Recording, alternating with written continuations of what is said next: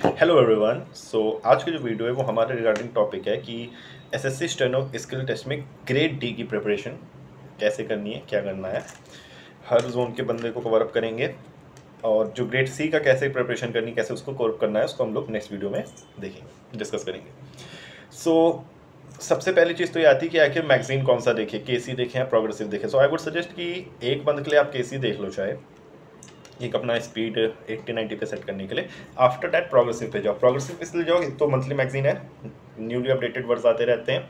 दूसरी चीज़ ये है कि प्रोग्रेसिव जो मतलब मैंने इस पर देखा है कि जो प्रोग्रेसिव मैगजीन्स के जो मैटर्स हैं वो बेसिकली एसएससी जो मैटर पूछती है उससे थोड़ा ऊपर लेवल का रहता है। तो आप जब अपर लेवल का एक बार प्रैक्टिस कर लेते हो ना, तो नीचे लेवल का जब मतलब स्किल टेस्ट आपका जब एसएससी देता है तो वो आपके लिए थोड़ा ईजी हो जाता है, थोड़ा आसान हो जाता है। इसलिए आपको सजेस्ट कि एक महीने के लिए आप चाहे केसी कर लो, 1-1.5 महीने के लिए, जिसमें आपका एक बार स्पीड सेटअप हो जाए, उसके बाद आप प्रोग्रेसिव के लिए स्विच अप कर सकते हो। सेकंड थिंग आती है कि उन बच्चों के की जो अभी शॉर्ट हैंड का जिनका कोर्स कंप्लीट होने वाला है या हुआ है अभी जस्ट, या जो 60 वर्ड्स पर मिनट की स्पीड पे चल रहे हैं, तो आखिर वो 80 तक 90 तक कैसे बूस्टअप करें, क्या उनका रोड मैप होना चाहिए। ठीक है, बेसिक आपको क्या करना है कि लाइक आप 50-60 पे अगर आप लिख रहे हो, तो जिस वर्ड पर मिनट पे आप लिख रहे हो ना, अनसीन मैटर में आपका ये होना चाहिए टारगेट कि उस अनसीन मैटर में मेरा मिस्टेक्स 5% से कम होना चाहिए। मिस्टेक्स के बारे में बता दूं, ग्रेड डी में 80 वर्ड्स पर मिनट पे डिक्टेशन बोली जाती है, 800 वर्ड्स की डिक्टेशन होती है 10 मिनट की, जिसमें अनरिजर्व कैटेगरी को 7% का मिस्टेक्स अलाउड है एंड अदर कैटेगरीज को 10% का मिस्टेक्स अलाउड है। ठीक है, तो अगर आप जैसे 50-60 वर्ड्स पर मिनट लिखते हो तो आप ये टारगेट करो कि आपका मिस्टेक्स 5% से लेस हो जाए। फिर आप +10 वर्ड्स पर मिनट आप अपना स्पीड इंक्रीज करो, लाइक 60 to 70 गए, फिर उसमें कोशिश किया कि 5% से मिस्टेक कम हो जाए। फिर 70 से आप 80 पे गए, फिर उस पर कोशिश किया कि आप इस पे 5% से कम हो जाए। फिर 80 से 85 से 90 के फ्लक्चुएशंस पे गए। अगर ग्रेड डी का सिर्फ आप करो तो 85 से 90 बस दैट्स इनफ है, उससे ऊपर जाने की जरूरत नहीं, बिकॉज 90 तक की फ्लक्चुएशन जाता है, उससे ऊपर फ्लक्चुएशन नहीं जाता है। 90 वर्ड्स पर मिनट तक की आपने कर ली कि हाँ 5%। फिर उसके बाद धीरे धीरे आपको ये प्रैक्टिस करनी कि 3% से कम आ जाए। जब 3% से कम मिस्टेक है तो आप समझ लो आप परफेक्टली तैयार हो चुके हो एसएससी स्किल टेस्ट देने के लिए ग्रेड डी का। ये एक आप रोड मैप रख सकते हो। बाकी अगर कोई 80 वर्ड्स पर मिनट पे लिख रहा है तो जाहिर सी बात है आप अनसीन पैसेजेस की प्रैक्टिस करते रहो। सेकंड थिंग ये है कि ऐसा नहीं है कि पूरे दिन भर सिर्फ अनसीन पैसेजेस ही प्रैक्टिस करनी है। लाइक डेली टारगेट आप रख सकते हो कि 3 अनसीन पैसेजेस कर लिए, उसके बाद में जो अनसीन पैसेजेस अब तो सीन हो गए, एक बार कर लिया तो फिर वो तो सीन ही हो गया ना, फिर उनको एक मतलब ईच पैसेज को 3 बार लाइक आप उसको लिख लो। या ऐसे कर सकते हो आप कि चलो 2 अनसीन पैसेज आपने ट्रांसक्राइब कर लिया, एक अनसीन पैसेज वो आपने सिर्फ रीड कर लिया, उसके बाद उन पैसेजेस को जब दोबारा आप लिख रहे हो उसी स्पीड पे तो आप सेम लिखते रहे और बस आप जैसे हो गए कि आपने रीड एंड ऑल कर लिया, दैट्स इट, दैट्स इनफ।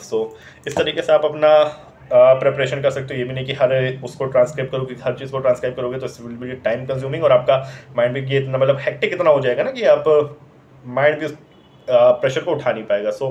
आप ये कर सकते हो कि लाइक 2 अनसीन पैसेजेस उसको हम ट्रांसक्राइब कर लेंगे, बाकी जो है सेम पैसेजेस है उनको बस शॉर्ट हैंड में लिख लिया, उसके बाद उसको हमने रीड कर लिया। तीसरी बार जब आप लिख रहे हो तो उसको रीड भी नहीं करना, बस शॉर्ट हैंड में लिख लिया।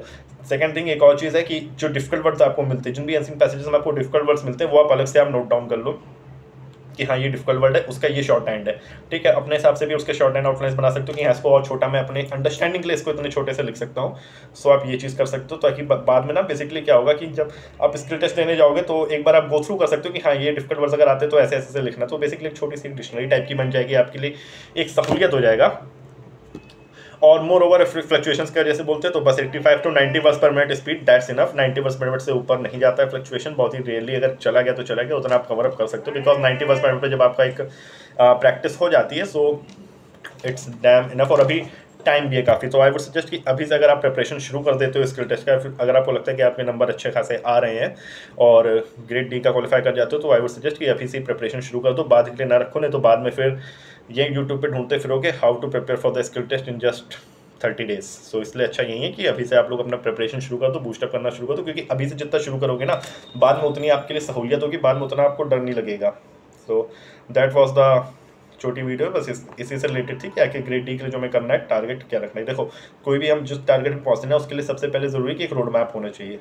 This was just a road map कि आप कैसे उस स्पीड तक पहुंच सकते हो। अगर आप 60 पे हो, अगर 80 पे हो, 80 पे हो तो जाहिर सी बात है कोई दिक्कत की बात नहीं है, आपको बस प्रैक्टिस ये करना है कि आपका मिस्टेक्स 3% से कम है, और अगर आप 60 से हो तो 5% से कम मिस्टेक होती जाए और 10+10+10+10 बढ़ाते जाना है।